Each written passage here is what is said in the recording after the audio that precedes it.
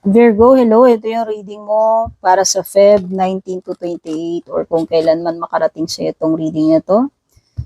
Lahat naman ng reading ko rito ay timeless. So, ano lang ha.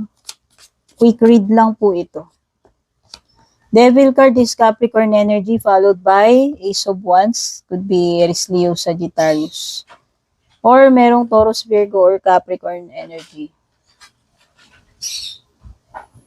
Ang ganda to, Virgo, kasi kung meron ka mang mga utang, loan, tingin ko makakahupa ka na dyan, malapit nang matapos or makakaalis ka na dyan. Basta kung ano naman itong situation wherein natali ka ng matagal dyan, whether mga loans yan or sa ibang bagay, sa tingin ko, makakaalpas ka na dyan. Makakawala ka na rin, finally. Meron kasi ditong parang, parang magiging improvement with the devil reversed.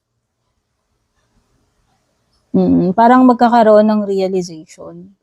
And magkakaroon na ng mga changes. Parang kumbaga sa tao to, nagre-reforma, nagbabagong buhay na yan. So if we're talking about a person, kung relationship to, nakakakita ako ng, hindi ko alam kung may new person or new beginning para sa'yo. No? Alin man dun sa sasabihin ko.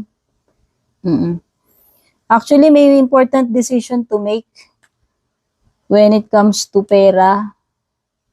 Gagawin mo, Virgo, nakalimutan ko sabihin yun. By the way, may dalawang opportunities na darating dito, so may options ka makapamili. Ganun din, same with person.